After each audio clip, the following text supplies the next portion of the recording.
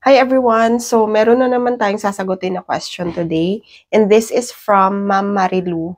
Ang sabi niya, itanong ko lang tungkol po sa lupa na nabili namin. Di namin alam na need magbayad sa BIR. Kasi pag-execute po namin ng deed of sale, sabi ng attorney, balik na lang po kami pag nailabas na po yung subdivided na title po ng seller. Pero until now, wala pa din. Last 2015 pa po. So, dalawa yung magiging concern ni ma'am dito, which is yung pagbabayad ng BIR na capital gains tax at saka doc stamp. Supposedly, di ba, dapat 30 days from the date of notarization, kailangan na nabayaran na yung CGT at saka DST. But since 2015 pa nga, na-execute nila yung deed of sale, medyo matagal-tagal na. So, if ipapakompute ninyo ito, Ma'am Lu, most likely medyo malaki-laki na rin. So, merong mga ibang paraan kung paano gagawin. Yung iba, nag-execute ng bagong deed of sale.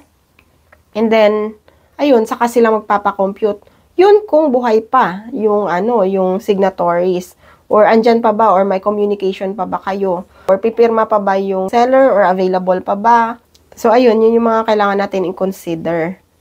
Para yung magiging basis na ng BIR would be the new deed of sale. Kasi nga, maging practical tayo. Pero, of course, hindi namin yan sinasuggest, ha? Kasi there are times na yung zonal value pala ngayon is sobrang taas na. Tapos, nag-execute kayo ng bagong deed of sale. And then, yung naging basis pala ng BIR is the zonal value, not the selling price. So, baka mas malaki pa yung babayaran ninyo if yung zonal value yung ipa-follow ng BIR ngayon compared kung 10 years ago or 9 years ago. So, hindi ko lang siya alam kung magkano yung zonal value 9 years ago dun sa location ninyo and yung zonal value ngayon. So, medyo careful din tayo sa pagpapagawa ng bagong deed of sale kasi baka mas mapamahal pa yung babayaran natin. So, another concern ni ma'am is yung wala pa din yung subdivided na title. Unang-una ko talagang hinahanap is kung may approved subdivision plan. Kasi yung approved subdivision plan can determine kung gaano kabilis at kabagal yung usad ng transfer kapag nakabili kayo ng portion. Hindi ito yung sinurvey lang. Iba yung sinurvey lang sa pina-approve. Okay. So, kaya kinakategorize ko yung pagbili ng portion sale into two. Merong number 1, yung may approved subdivision plan, and number 2, yung walang approved subdivision plan. So, kung merong approved subdivision plan, mas madali siya. So, ang gagawin lang ninyo is to buy kung ano man yung portion na nasa approved subdivision plan. Say, for example, sa isang buong mother title, subdivide into 3. So, merong tatlong 500 square meters. So, saan ba doon yung bibilin mo? Is it lot A, lot B, or lot C? So, if you decide na yung lot A, so yun yung papagawa ninyo ng deed of sale. Kasi meron na siyang technical description. I-enter na lang yan sa ROD and para ma-issuehan kayo ng sarili ninyong titulo. So, yun yung kagandahan kapag bumili kayo ng portion ng lupa na may approved subdivision plan na.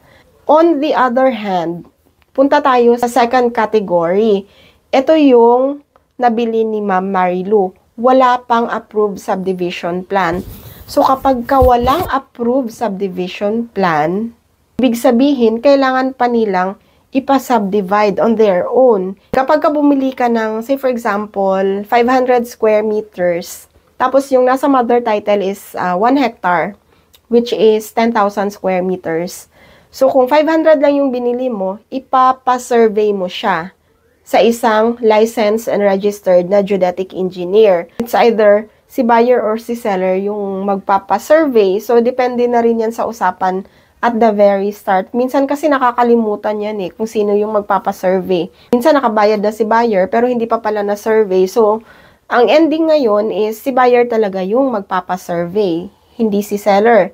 Kasi si buyer naman yung naghahabol na magkaroon ng sariling titulo. Si seller, nandyan lang naman yung titulo nila. Kumuha kayo ng geodetic engineer para i-survey kung ano man yung nabili ninyo. And at the same time, sabihin nyo na din sa geodetic engineer ninyo na Yung purpose ninyo ng pagpapasurvey is not only to determine the boundaries ng nabili ninyong property, but for titling purposes. So, ibig sabihin, yung for titling purposes is kailangan ipapa-approve nila sa DNR. Tanong kayo kung magkano yung package nila. Hindi ho basta-basta na sinurvey yung isang mother title and then yun na yun agad. Dadaan pa siya sa maraming process. So, isasubmit pa yan ng geodetic engineer sa DNR for approval. And then, it will take time. Kung walang magiging aberya, it can take mga 6 months. Meron kaming na-experience na 6 months lang, lumabas agad. Ayun, sobrang bilis nun yung 6 months na yun. Yung iba naman, umabot ng 9 months. Yung iba, yung pinaka-recent na na-experience namin, umabot ng more than 1 year. Basta, nilalakad talaga. So, kailangan ninyong alamin kung may nangyayari ba dun sa pina-approve ninyo. Once na ma-approve, you can now apply for titling together with yung una ninyong concern na pagbabayad sa BIR. Sabay ninyong dadalhin yan doon sa Registry of Deeds. 'Di ba? Pag nagbayad kayo sa BIR, i-releasean kayo or bibigyan kayo ng electronic certificate authorizing registration. So, pag meron na kayo noon, magbabayad kayo ng transfer tax, and then, 'di ba, may approved subdivision plan na together. Yung lahat ng mga documents na yun, dadalhin ninyo sa Registry of Deeds para ma-entry na lahat ng mga documents ninyo doon sa Registry of Deeds and then ma-issuehan kayo ng sarili ninyong titulo doon sa portion na nabili ninyo. So, if hindi lumabas yung subdivided na title, na sabi nga ng attorney ninyo na kailangan bumalik kayo, ibig sabihin, hindi po umuusad yung papers ninyo. So, in this case, kailangan nyo po siyang i-process on your own. Hindi ko rin alam kasi kung ano yung usapan ninyo ng attorney ninyo. Baka kasi ang ibig sabihin lang ni attorney is balik kayo pag meron na kayong approved subdivision plan para ma-include na rin niya doon sa document. Or gagawa ba kayo ng bagong deed of sale or kailangan nyo ba ng deed of partition.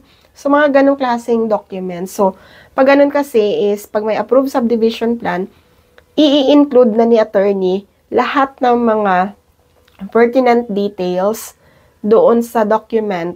So, kung kompleto na, meron ng approved technical description, so okay na siya, di ba? At least, ma-include na ni attorney doon sa deed of conveyance. And, hindi na kayo magkakaproblema kapag dadalhin nyo na sa Registry of Deeds. So, yun lang po. And, hopefully, nakatulong ito. And, doon sa mga nakabili ng mga portion ng mga properties, again, check if meron ng approved subdivision plan. So, it's much easier. Mas madali kayong makakapagpatitulo kapag meron na. And if wala pang approved subdivision plan, which is the second category, kailangan talaga ninyong magpa-survey sa isang licensed and registered na geodetic engineer para magkaroon kayo ng approved subdivision plan. Kasi kung wala, hindi rin kayo makakapagpatitulo doon sa portion na nabili ninyo. So, thank you so much for watching and have a great day.